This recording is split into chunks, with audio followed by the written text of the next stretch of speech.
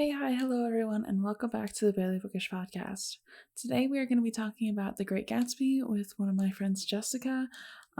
Today we're only covering actually chapter 1, but we bring up a lot of great topics, and I think honestly you'll see why this ends up being a full episode on just one chapter. But it's a lot of fun. I think you guys are really going to enjoy this book.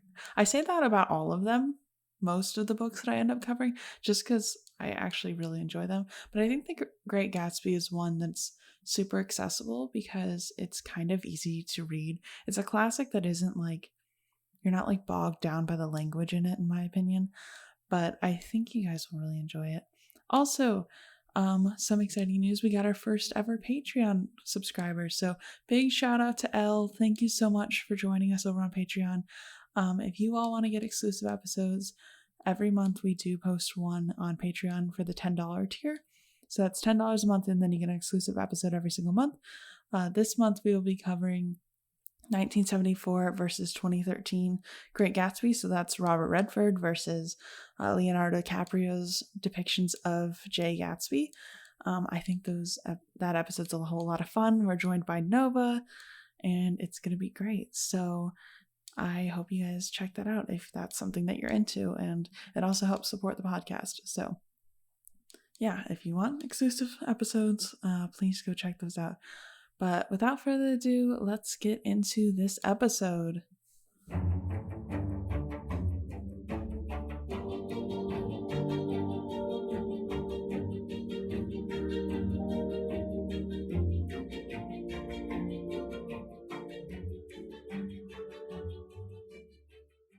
Hello, everybody. We are now reading The Great Gatsby, a fun, short, adorable. I don't know if adorable is the right word. I'm just happy because it's like easy, And I've gotten off of reading I just finished Little Women, which was so long.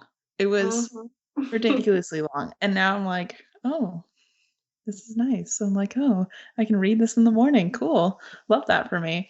So, okay, anyways, tangent aside, I am joined today by Jessica. Hi, everyone. It's awesome to be on here. Rachel, thank you so much for inviting me. The Great Gatsby is one of those books that I've read a bunch of times. So it's really exciting to have an opportunity to talk about it in a low-key way with someone who hasn't read it before. Thank you for having me. Of course, and it's going to be a lot of fun as someone who hasn't read it before to hear people hear you specifically who has read it before, and especially have more in-depth knowledge, because as I'm going through it, I'm just as I texted you, but as the listeners don't know, I was so shook when I started, because I was like, why is this not from Gatsby's point of view? I'm like, who are we talking about? I was reading it and I was like, okay, this is called The Great Gatsby. It's going to be about a man named Gatsby. And he's like, poor. And I'm like, okay, I've seen Leonardo DiCaprio in a mansion. Somehow we're going to get there, right? And then he's like, my name's Caraway. And I'm like, who's Caraway? Who Yes. are you? So then I was writing it and I was like, narrator man? He's not main character, question mark? Well, if that shook you, Rachel, I cannot even wait to get into the different chapters, because I feel like there are quite a few instances in this book that are shook worthy. Oh, absolutely. As I'm reading it, I'm just like, okay, there's a lot of things in here I did not expect. Again, coming off of Jane Austen, Little Women, I forgot that this is in the 20s. And I was like, oh, these women are just allowed to go where they please. That's different. That's nice. Love that for them. But also, where's your chaperone? I mean, as we go through it, you'll see some places where there's some interesting levels of that and still that control of women. But yeah, definitely in comparison to something like Little Women, where they're not allowed to go without, at least one other sister with them, someone touched my ungloved hand, I am now sullied forever. This is definitely a different type of story. And it's definitely a lot shorter and more concise and more compact. I feel like some of those stories kind of get more towards the sweeping epic type story. So Little Women, you probably have, 15 little stories that make up that book. And this it's got basically one story, Yeah. which is a lot more manageable. Plus, like, I feel like they cut out all the fluff and they're like, here's what you need to know. And Yep. he's like, and one chapter he summarizes the entire summer. And I was like, cool. I love that for us. I was like, thank you. Just like, tell me what I need to know. Awesome. And I was, That's F. Scott Fitzgerald for you. yeah, I was like, we're going to get quick and down to the dirty. So Awesome. we are starting chapter 1. And we start off with our narrator reflecting on advice his dad gave him, which essentially says not to judge people because not everyone is as well off as you. And in that moment, I was like, okay, Great Gatsby. He's loaded. This is totally the point. He's like, okay, we're going to be grounded, a nice dude. And then my next note is the narrator not our main character? Yes. Yeah. So yeah, that definitely, if you didn't know, would be quite a shock. I know. I was like, huh, who are you? And then they say, oh, his last name's Caraway. And after the Great War, he went into the bond business. I'm like, I don't know anything about the bond business, but I'm like, that doesn't seem like a fun job. I don't know what it entails, but like, is it war bonds? I think it's like stocks and bonds. I haven't done a lot of research on that aspect of it, but there are definitely people who have delved way more into that than we would possibly be True. interested in regards to this book. But I think it's like, stocks and bonds. So probably, working on Wall Street, those kind of things. Okay. A good way for a middle class kid who was good with numbers to make his way in the world. And I think that they bring that up because it's like a respected profession, so Mhm. there's a lot of kind of shady dealings that, spoiler alert, we'll see in the rest of the book, but that's a respectable kind of position that you can have. So Yeah. It started to like hint at the shadier parts. We'll get there, but like I was yeah. like, okay. So again, coming off of Jane Austen a lot, they said that he's out east, and I was like, where is this located? And then I was like, maybe East Coast? Like he's in the States? And then Yeah. yes. Yeah. Yeah. So when I first read it, I had to reread that section a few times to kind of figure out where he was. But yeah, so they're kind of on these little islands off of Long Island, Mhm. West Egg and East Egg, and yeah, just kind of the proximity to New York City. But when I first read it, I thought to myself, like, the East, is he making some kind of allusion to going to, like Asia or something, like Mhm. learning oh no, he's just talking about going to New York City. All right, I got it. know. I was Got like, oh, a world traveler. And then it. it's like, just kidding. No. Exactly. But I mean, if you think about it, like in this time period, for a kid who grew up in, I'm assuming a city near Chicago, Mhm. like that's a big change to have Yeah. to get up and move your whole life somewhere else, and probably seen as one of the ways for him to, raise his stature and Mhm. either bring those skills back home after his year in the East, quote unquote, or maybe set up his life there. So yeah. Yeah. I don't know anything about New York, so, like, I kind of forgot that Long Island is, like, that close to New York City, and he's like, "Oh, it's just, like, a drive over," and I'm like, "Wait a second, like, these are Yeah. different places." I was like, I don't know where anything is in that Yeah. area." And I feel like, obviously, like, this is set in the 1920s. The the traffic would be a lot different. Yeah. The ways that people would get to and fro would be a lot different. But it's a reasonable distance, I would say, for him to travel, for him to commute. And I think that the reader, when this book came out, would be that would make sense to them. Yeah. So I feel like that was, like, general knowledge, but, like, as I only went to New York one single time in my entire life, I'm like, I've never seen Long Island. Like, the only thing I know about Long Island is the Long Island medium, and that's it. well, that's so funny. Um, I think during this time period, lots of people had, more well-to-do people obviously had homes that were in a safer, more, beautiful spread out locale. So, like those barrier islands, and then they would travel into the city to do their Mhm. work and make their fortune, because obviously they can't build like a huge big mansion like Daisy and Tom and Gatsby all have in the Yeah. middle of New York City. Um, so I think, and a lot of people would have also in that upper echelon probably, um, a home or a home base in the city, and then also this big palatial manse out in the middle of nowhere, where they'd entertain and whatnot. So I think it's it's not uncommon. I think if anything, the uncommon thing is the fact that Nick is renting this house that's like basically a shack right Yeah. between these mansions, which is funny though, because in Florida, if you go over um by the beach areas, you'll Mhm. sometimes like still see these little shacks or like, I'm not giving it up to the man, which I love. I love to see it. We love to see it. Yeah. Um, so yeah, just kind of cool to see that. It's funny, But right by my house, there's this river, which I'm not going to tell the listeners, but I will yeah. tell you personally later that it's like they're building all these big restaurants right on it, and then there's like really small tiny houses that are still Yeah, on the yeah, river, and it's just like something about that. I'm like, yeah, you hold out, like yeah. stay, Exactly. don't give it to your kid that Exactly. wants to sell it and become a real estate mogul though, like give it to the other one. Absolutely. Absolutely. Um, so what did you think of Nick when you realized that he was the narrator and it wasn't Gatsby? I guess. Well, so through the Or am I first chapter, jumping the gun here? it's a little bit, but it's okay. Like I'll Okay. talk more about him at the very end, but like Okay.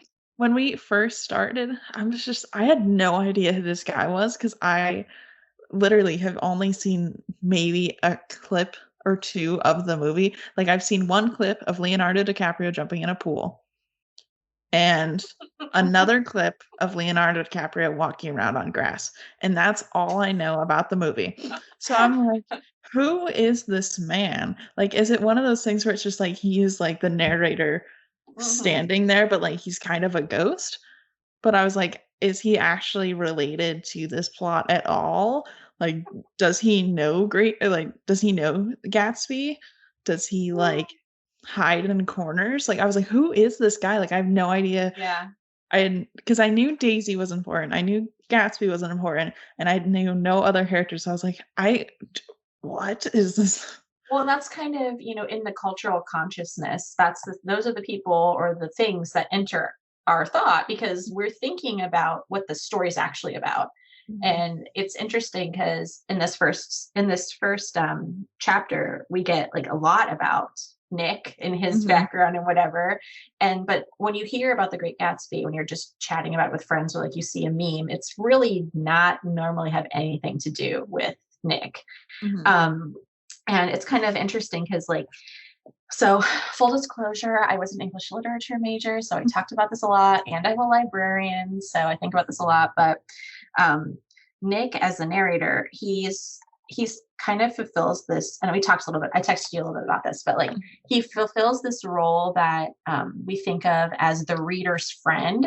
So what that can mean is that he is this character that he see he asks the questions that we want answered because he also doesn't know. He's an outsider to like the main action of the story. And so sometimes he'll ask things we want to know or we didn't even know we wanted to know. And he kind of has that same level that we as the reader have of disbelief of what's going on or curiosity about what's going on, which I think is really cool.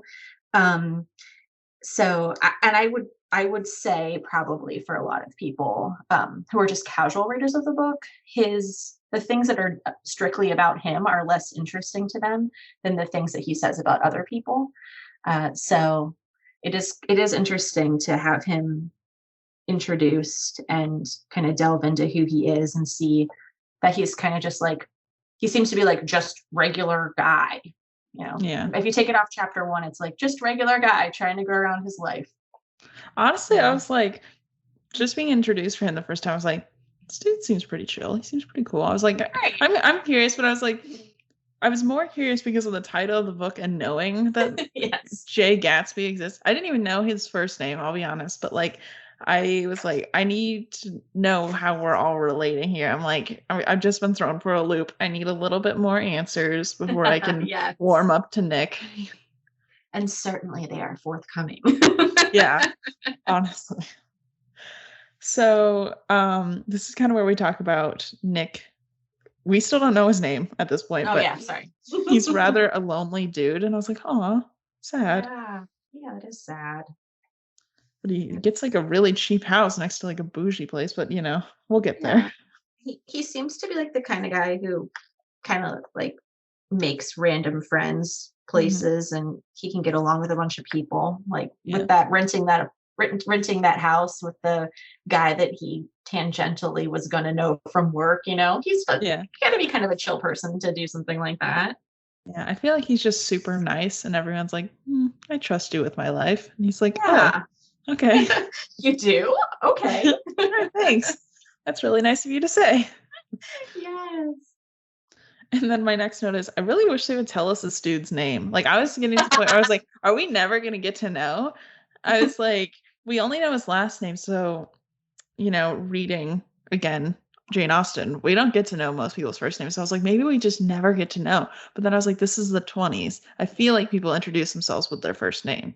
Maybe he's just always known as Caraway. Who Yeah. knows? I was like, I don't like Caraway. Like, I'm gonna forget how to spell that. Like, I need you to give me a different name. Like, and then I was worried it was gonna be like some sort of super complicated first name, and then I was gonna be like, oh, now I gotta stick with Caraway. So they tell us that he lives in the West Egg, and I was like, Long Island question mark? Yep. And he gets to live next door to Gatsby's mansion for $80 a month. Right. And the on the less what do they say? It's the less popular, less fancy, like it's the less sexy egg, if you will. And Whatever. Gatsby's just like, yeah, this is great for me. I mean, I think that's showing who Gatsby is and where his place in society is. That Fitzgerald. It's just funny to me every time they say East egg or West egg because I'm always Yes. like, these words mean nothing to me, but I'm just imagining like two eggs in a bowl of water, and they're like, I live on that one. You know how like do you, Yeah, do you like know they're anyone? boiling. Yeah. Yeah, do you know anyone from Michigan? Yeah, so they're like, I'm put your hand up. Okay, I'm Yeah. right between the thumb and like in that little fleshy part. That's where I'm from. Yeah, Yeah, yeah. that's what I'm imagining is going on because I'm from Michigan, so we do that all the time. So I'm imagining that's what's happening. They just like pull two eggs out of their pocket and they're like, "Oh, I am from this part," like Yeah. And you know what? They might. honestly, it wouldn't surprise me. Just like casual boiled egg, and they like unpack their lunch and like, okay, here's how to give you directions. Here's these Mhm, two eggs. You go mhm. this way. And then they're like, "Ooh, that part of the egg is so unfashionable. How could you possibly admit to being from that egg?" Yeah, They're like, ridiculous. oh my gosh, I love the egg shade. Yes. Well, there has to have been some egg shade. Like, well, I'm from the pointy part of the egg, and that's better because it's, further away from all the rabble at the flat part of the egg. Like, I could Would just you see be willing to people. say that they're egotistical?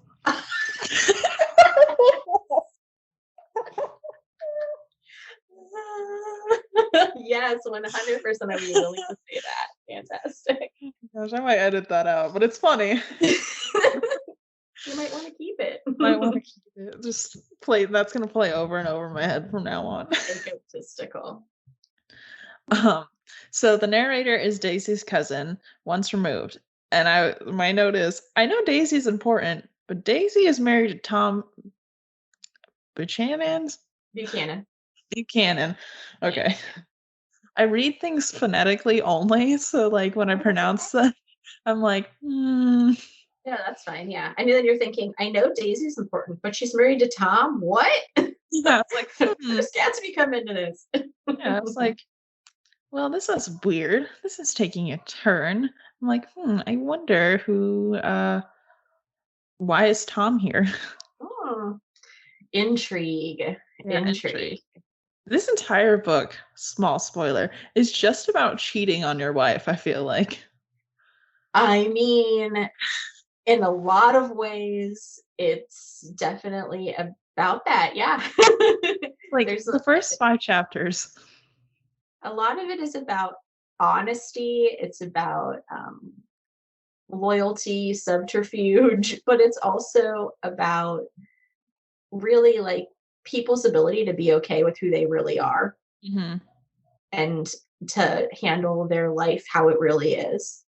And I think throughout the book, we see a lot of people either going with that flow or actively working against what that means. And in some ways, that includes not loving the one you're with, if you will. um, so, yeah, Yeah. interesting. As I was reading this, I was like, when does divorce become popular? Because I feel like some of these people Yeah. need it. Yeah, I think a lot of these people probably could have very much benefited from some of the things we have in modern times, like marriage counseling, like not being forced to get married when you're 18 just because that's what you do. Like, I don't Yeah. know, being allowed to actively pursue the individuals of the gender that you wish to pursue. That could be something as we see that you go along, all these people could have really benefited from some of that. And I think the story would be a lot different if Hmm. some of those things had been allowed. um, yeah, for Yeah. sure. I always forget when I'm reading the classics that everyone's supposed to be straight. Hmm. And Hmm. they're like, Catherine's living with her girlfriend. And I removed the space in my head and I was like, oh, cool. And then I was like, wait. Yeah, in a hotel. Oh, that's a couple of chapters in, so we won't go Yeah, there yet. we'll get there. It's just funny to me because every time I'm like, I read something, I always, imagine that it's more inclusive than it is. And then I'm For like, oh, sure. wait, never mind. I forget where we are. I mean, even in this first chapter, you see like people who are married to people that maybe you're not sure, like, why are they married to them, or people who have made decisions that are completely driven because of that's exactly what's expected of them, Hmm. and people who live sort of outside of that realm. I don't know. You can tell a lot that they live outside of that realm, so Yeah. um again, do you want me to go forward and say something that I noticed in the chapter, or do you want to keep going No, with go what your for it. thoughts?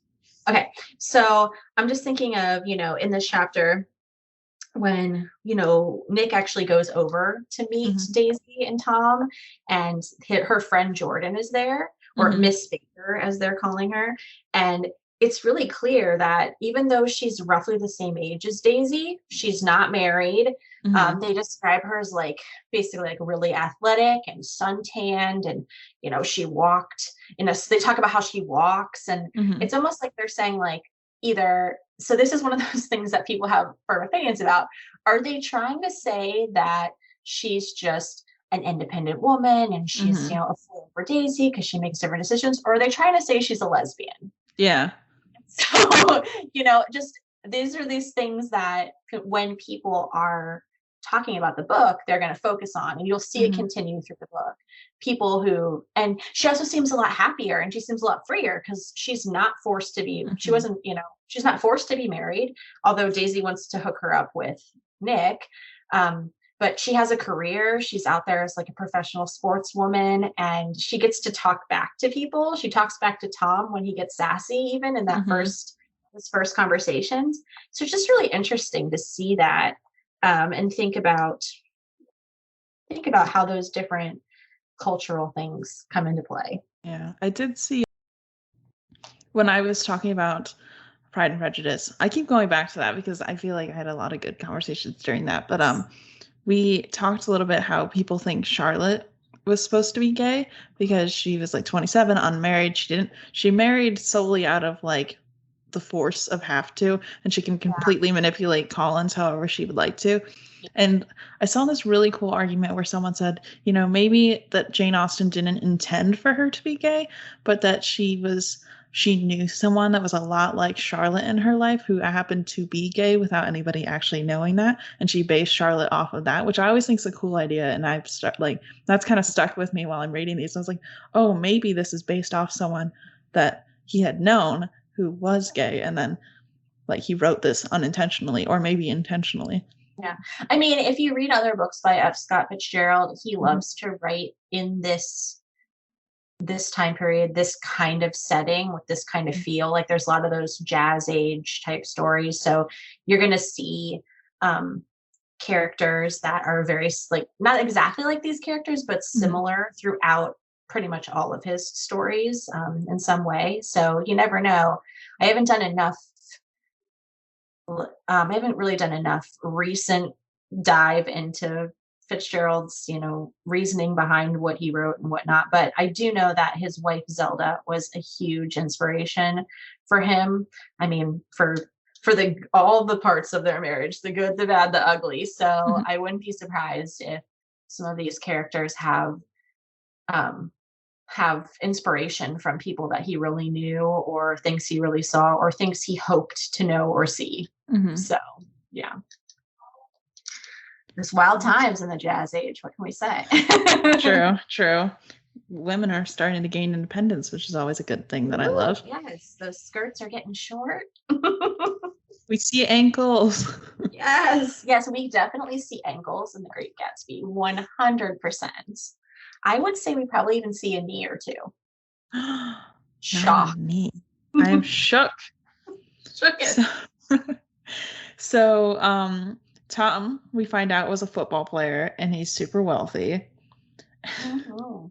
And okay, so I didn't know anything about Nick. So he's describing Tom, and he's pretty fit. And I was like, is the narrator checking him out, or is he jealous? I was trying to like figure out what's going on. Oh, that goes to another literary fan theory, which is that Nick is, a lot of people would say, like, definitely bisexual, because he talks about his how he talks about his relationships with men and how he takes a lot of the men characters in and describes them.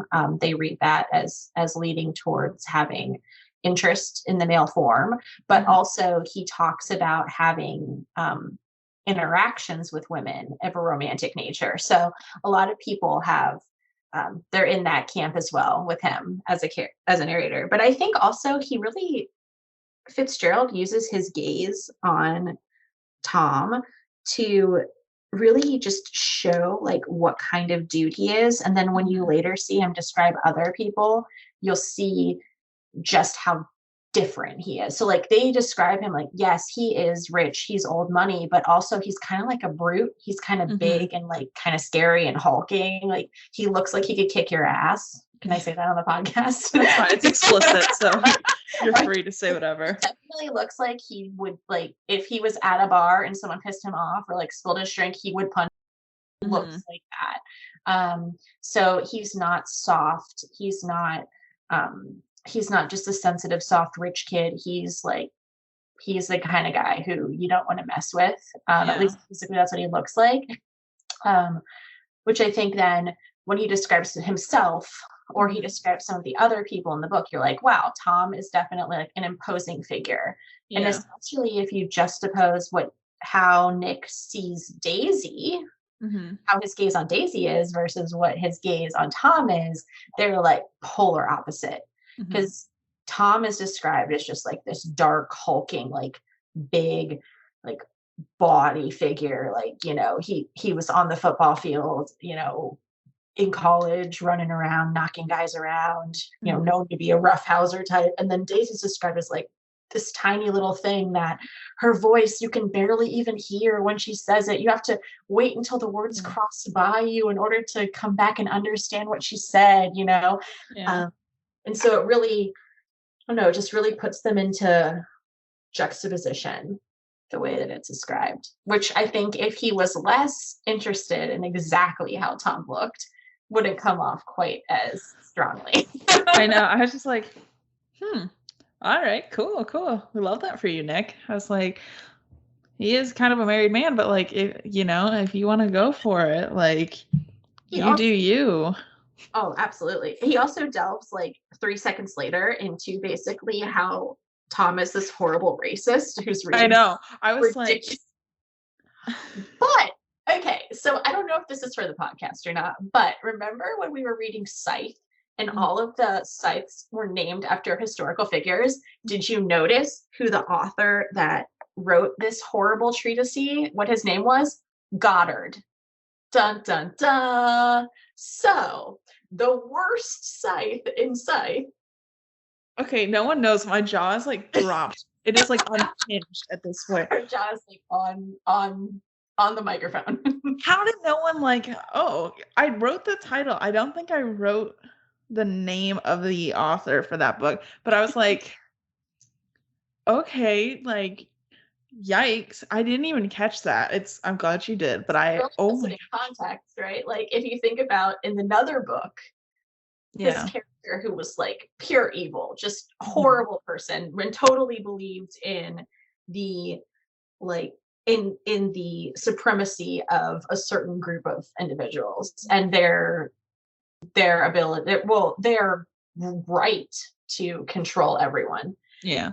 based on their birth and their assignment, basically. Mhm. And then you read in this book that the person that was the inspiration for that person's chosen name was a dude in real life who wrote this horrible treatise on how basically anyone who isn't white is like Mhm. horrible. What? My exact Stop note is he speaking it. says that the white race is going to be submerged. And I was like, Yeah. So now that puts Tom in context, right? Because now yeah. we have this character who is a brute, Mhm. is kind of like imposing as a figure, definitely looks like he can kick an ass. Oh, and also feels like it is his God-given right to be better than everyone else because he is white. Yeah. Holy moly, in a suitcase. And we're not even in like to page 20 yet. Yeah, I was like, okay, at least they like laid it all out there right away. Like Tom did not pull any punches about his personality. He's like, "Hey, I'm gigantic. Also, I'm a horrible raging racist." And we're all like, "Okay, thank you for letting us know. Now we can hate you from the get-go instead of like being uncertain for a couple chapters and then you reveal, but like, go off, I guess." And then we get 3 more pages and we find out he's also a womanizer and a Mhm. serial cheater Yeah. Yeah. with absolutely no shame in that because he Yeah. doesn't hide it at all. Also, Because he's the mystery is still abusive. found. Yeah, like Yeah. what a guy. What I a know. guy. I was like, Daisy, honey, how did we get here? Like, did he not reveal at least the racism from the get-go? Like, did you find out 2 months ago? Or like, how are we here? What are the steps that led us down the yellow brick road? Okay, like where are we going? What's happening? How do we get you out of this? Like, this is not a good look. I feel like, and that's one of those exact examples of where modern sensibility would have helped the story because you know, you get the feeling like this was not a love match between the two of them, or if it was a very shallow love match. It wasn't Mhm. based on a lot of knowledge about, who each other was. Yeah. And um, certainly it feels like, right from that point, that this is not the kind of relationship that any kind of modern woman that I know would want to have anything to do with. Yeah. And also that I think most men or that have any kind of character or class would allow a man that they were friends with to parade around like this. Yeah, because it's So very obvious of his. uh-huh. He doesn't even try and hide it. Like most abusive behavior, you keep shut down and then your friends and family don't know. This man's like, no, I abuse my wife. It's just, Daisy's making jokes about it. And I'm like, Mhm. uncomfortable. Yeah, while people are just like there hanging out, he's like laughing about it and telling people about it and Hmm. letting it be seen. It's just ooh, ooh. Yeah, she has like a giant bruise on her hand. And I'm like, Hmm. as like basically outside of podcasting, I also arm wrestle. So like as an arm wrestler, I know how hard it is to bruise your hand and to Oh, see it sure. visibly. I'm like, so the amount of force that had to be applied for her to have a visible bruise on her hand, I'm like, like, And so visible that Nick notices it and thinks to note it in yeah, his his intense description of his Mhm. cousin that he hasn't seen in like a really long time. Yeah. I was like, Hmm. "Nick, get her out of there, please." Like, I kinda hope that, Sure. like, a poor unfortunate accident befalls Tom and Daisy can, get out of there because apparently divorce doesn't exist. We'll see. I'm just like, "Oh, if he happens to, like, go missing, like, I'm not gonna say anything. I will turn a blind eye." If there happens to be a wrestling accident that just happens to I mean, who am I to Yeah, yeah. if football somehow, through a faulty helmet incident causes a concussion that causes a coma that then, the whatever life support needs to be pulled. Who am I? What do I would not say anything. I'll be like, "I saw nothing." No, no, no, that all looks normal to me. I think Yeah. that's the feeling though a lot of people probably get when they first read this book. I mean, I'm sure Tom has fans. I'm Mhm. sure everyone everyone knows Yikes. someone who loves the villain. Um, but I would say that he from the get-go is definitely not described in ways that would lead most people to be a Tom fan. I don't I think know. most people are rooting for Tom after they read chapter 1 for sure. Tom Um, feels like the guy that has a lifted truck and has a Confederate flag on the back of it. 100%. He also feels like the kind of guy who lives in a really fancy like McMansion that's Mhm. massive on a bunch of acreage and has like an electrified fence and has a Mhm. sign outside that's like all trespassers will be shot without questions asked. He Yeah. seems like that kind of dude. And he definitely has a ton of money, so he has the huge truck, but it doesn't really get dirty. Yeah, Um, somehow it's still continuously clean all the time, and he only uses it as a daily driver. Absolutely, absolutely. But it's like excessively massive, just no reason for it to be massive at all. Um, and he probably also has like a lot of really not tasteful decor in his home that he bought because he thinks it's what you're supposed to do. And he probably loves to talk about how we shouldn't have social services while at the same time like never in his entire life having to even work a real job. Mhm. That's the kind of guy he strikes me as. I also think he has deer heads, but he bought them. I don't think he hunted at Sure. all. That's what I'm Sure, guessing. sure. Yeah, no, no, like why would he get dirty? Like he doesn't know how to do that, but he would sure talk about people who don't know how or Mhm. aren't able to do that for sure. He seems like the kind of person who fits that description. Probably did play sports, Mhm. but because he thought that that's like what big dudes do and what he was told to do from his family.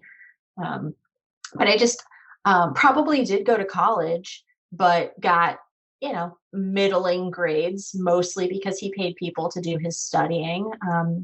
And now he has degrees, but he doesn't do anything with them. He just manages the family's affairs, if you Mhm. will. He's that guy that shows up for the first time the day before the exam and it's like sits down next to you and goes, "Hey, I haven't seen you since the first class. Yep. Do you have the study guide?" And you're Yep. like, "No, Brad, I don't have the study guide, okay?" Yeah. Like, Yeah, he's the guy you get stuck with in the group project, and he's like, "So, how much should I pay you?" And you just do the whole thing. or What do you think? ghost you until the last day and then says, "Is there anything I can do?" And you're like, "We already turned it in, Brad, Chad, Mhm, mhm, Tyler. mhm. Like, it's Yeah. done. We did put your name on it." And he's like, "Oh, thank you guys. I owe you so much. I'll help with the next one." And you're like, "No, you won't, but it's fine." Or even better, he shows up and he does all that, and like he thinks that he's gonna get away with it because he brought everyone like basic coffee. He's like, Oh, "But I bought everyone coffee, man." but it's not even like Starbucks.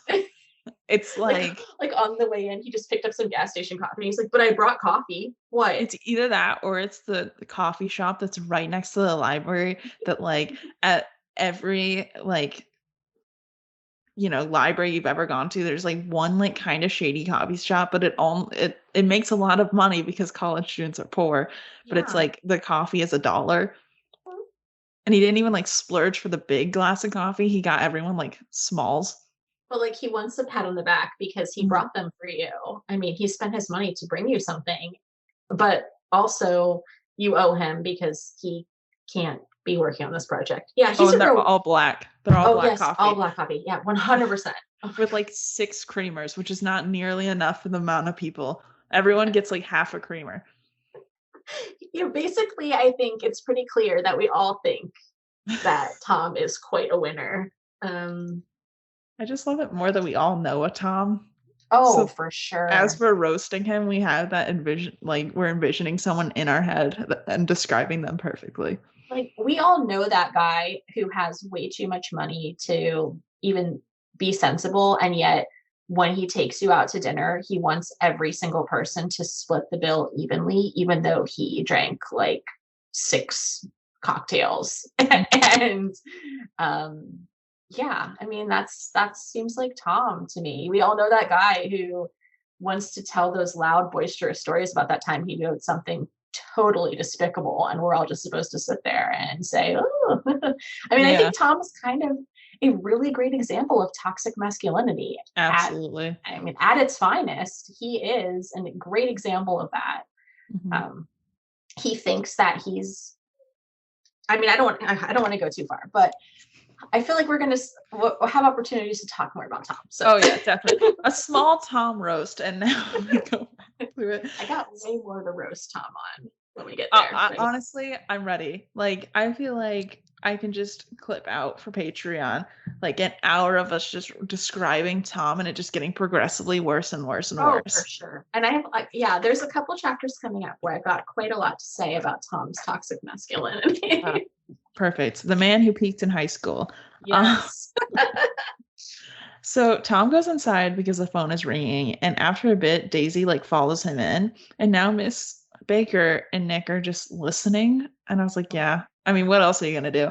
And Miss Baker tells Tom that he has a woman in New York, or sorry, tells Nick that Tom has a woman in New York, Mhm. and Nick's like, what? Because like Yeah, this is the first time in my idea of like Nick as a person that he's really being shown this kind of society where there are kind of all these well-known secrets. Like I feel like he's been around very honest people previous to this moment, and now he's sure. like, "Oh, okay. What do I do with that? Like, am I supposed to tell Daisy? Does she know?" And it feels like it go almost that version of Nick, I think, is backed up by, from the very first page where you had brought up before how his dad said, um, whenever you feel like criticizing anyone, just remember that all the people in this world haven't had the advantages that you've had. And it's like, well, that's a huge advantage that Nick has had, is that he hasn't, it's still shocking to him that people are that dishonest. Yeah. It's still shocking to him that somebody he loves, or maybe he doesn't know her that well yet, but like somebody who he would consider kin, is Hmm. being treated that poorly, and it's Yeah. just no, and that's still shocking, and that's a huge advantage that he has in life. Yeah. I know. I was like, this warned me to Nick immediately as soon as we got to Mhm. that part. I was like, okay, cool. So Nick asks about Daisy's daughter, which she doesn't really seem interested in. And like now that I'm reading this back, I'm like, maybe she just, kind of tore up because she just had to listen to Tom on the phone, probably with his mistress. But like Mhm. also I feel like Daisy had a child mostly out of the fact that it was like you have to have a kid at Yeah, this point. Like I don't think she doesn't seem like the kind of person to me that ever really would have wanted children, but she was like, "You're required to have children." And she's like, "Fine, then I'll have a child." that seems like the vibe, I think. Yeah. Unless somebody has another theory, which may be developed as the story goes on, but most people, I think, feel like that is the vibe. I mean, Yeah. and that's not outside the realm of what you would expect from this time period Hmm. or the ones previous. Yeah. Yeah. I was like, that's what was kind of my guess. So then she says that when her daughter was born, she hoped that the baby would be a beautiful fool because Daisy's become cynical. And Tom wasn't there when the baby was born. I was like, the dirtbag. And I know, I know that that's like technically the time, like most fathers probably weren't there when the baby was born, but I was like, It's a no for me. Mhm. Because you're like, the thing that's unsaid in that is that he wasn't there because he was out womanizing. Yeah. Yeah. I Mm. hate Tom so much. And again, we aren't even to page 20 yet, and already we are firmly anti-Tom here. I We know. are firmly in the no Tom camp. Yeah. Like I just, those shirts where it's like Team Edward, Team Jacob. I just want Yes, team anyone else but Tom. 100%. I'll wear it every day of my life. I think you have that as a bestseller for a lot of people. Although there might be someone listening right now who's like, you know what? Actually, Tom Buchanan is my favorite character You ever know what? written. So If the two of that's you don't know you, what you're talking about. tweet at me. I dare you. Like, I'm only 5 chapters in, but like, you know what? If Tom is your favorite, try to defend him on Twitter to me, and I'm going to roast you. I don't care. Like, Tom is a terrible, terrible individual. I have not seen a single redeeming quality yet. I feel like the people who think Tom is awesome also love like Voldemort. Like they love a character that everyone else hates just because they want to hate, or like Bellatrix Lestrange. Like they just want to Yeah. hate. They just want to love the character that everyone else hates, and that's fine. That's valid. That's just not me. If you like Tom, you like Dolores Umbridge, and I'm leaving it at that. You know what? Boom. If you like Voldemort, fine. I'm gonna question some things. Why do you like Nazis? But we'll go past that. Lestrange, okay. But if you like Tom, you like Dolores Umbridge. There's not a single redeeming quality about Dolores Umbridge, and I'm leaving it there. That is my stance. Chapter closed. Mic That's it. dropped. Yep. Tweet at me, roast me. I don't care. Like that's where I'm standing. Okay. So, anyways, um, we find out that Miss Baker is actually Jordan Baker, and she's going to a tournament tomorrow. Daisy jokingly says that she'll arrange a marriage between Jordan and Nick, and Jordan's like, I hear nothing. That's Exactly. me. And Daisy says as they're walking Nick out that she heard he was engaged, but Nick says he's too poor to be engaged. And I was like, hmm. Hmm. I Dot was like, dot dot. yeah, I was like, all right, Nick, that's just gonna sit on the back burner for now, but I'm Yeah. watching you. Yeah. So Nick goes home and sits outside for a bit, and as he's out there, he looks over and realizes that Mr. Gatsby's outside as well. And then he like looks away and looks back, and then Gatsby's gone. And I was like, is Gatsby a phantom? Like, is this a figment of Nick's imagination at this point? Yeah, I like he sees him and he thinks to himself, he was gonna say something, but then he realizes that Gatsby's, person, the way he's standing, the way he's looking makes him think that he doesn't want to say anything at all. I was It's like, just so random. okay, Nick, sounds good. I didn't call to him, for he gave a sudden intimation that he was content to be alone. Like, yeah, very, very interesting that that's his first interaction or his Mhm. first notice of Gatsby. Yeah, and Gatsby's like probably just sitting there looking at the stars. He's like, cool, and then walks inside. Yes. Yeah. Thank you so much for joining me, Jessica. What do you want to share? What do you want to talk about? Because you're not a podcaster, but like if you want to share anything, here's the time. If you want people on the internet to find you, what do you want to promote? I don't know.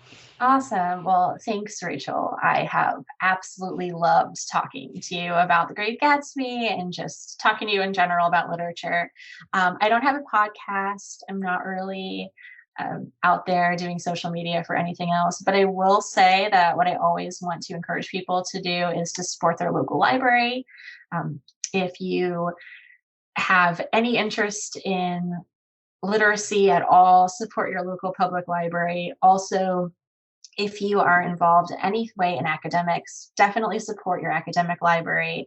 And if you're interested in research, reach out to librarians because we love helping people. That's what we wait around to do all day long.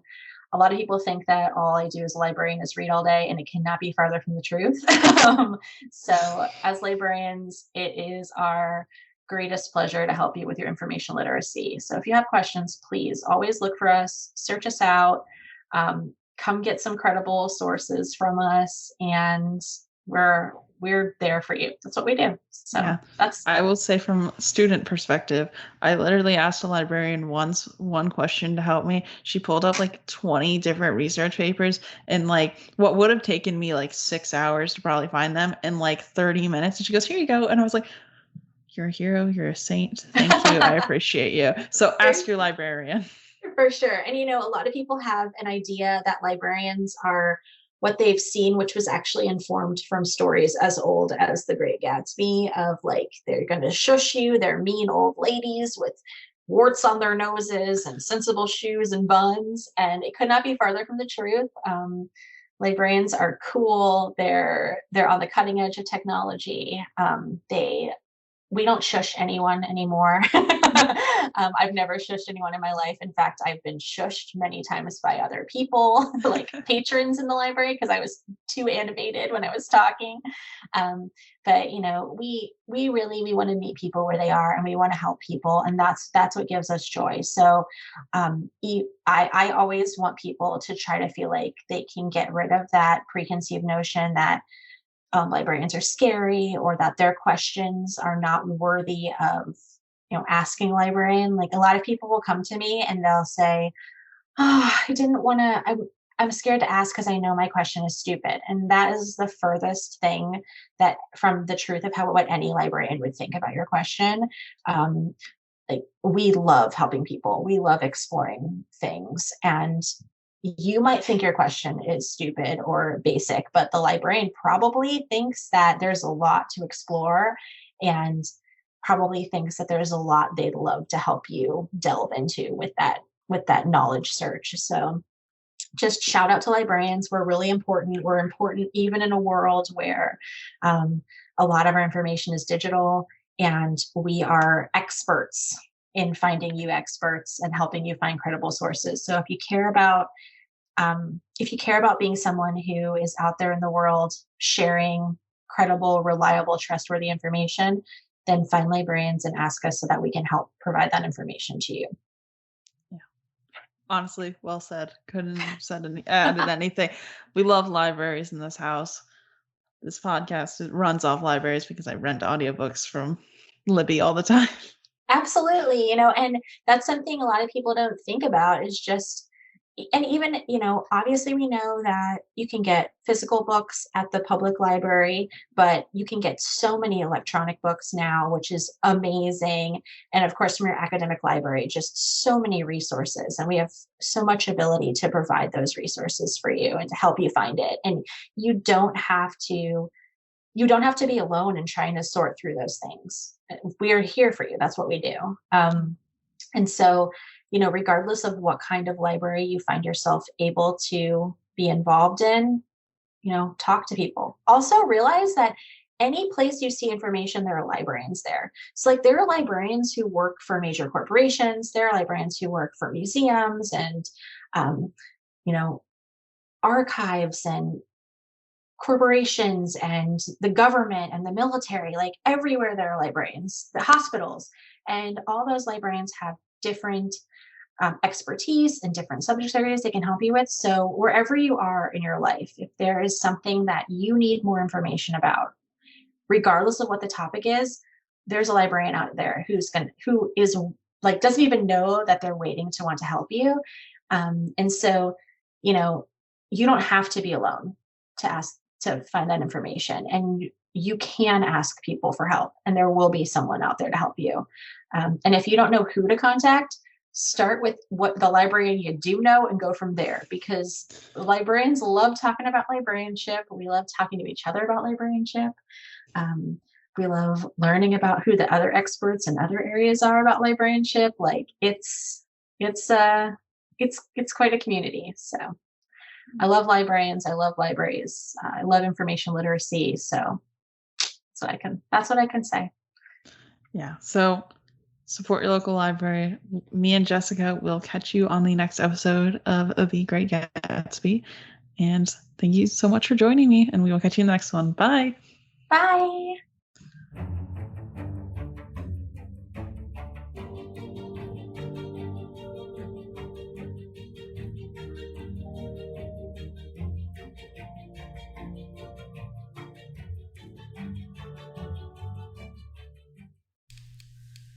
Thank you all so much for listening to this episode of The Great Gatsby. Next week, we'll be continuing on with even more Great Gatsby, more fun conversations about The Great Gatsby and all that good stuff.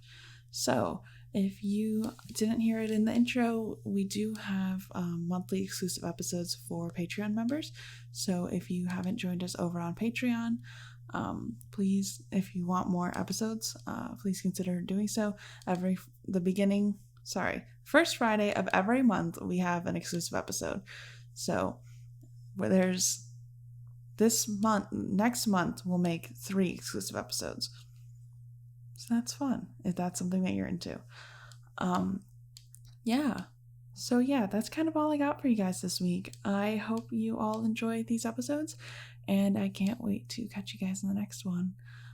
Our logo was designed by my sibling Sarah. Our theme song is by Raphael Crux on freepd.com, and I'll catch you guys in the next one. Bye!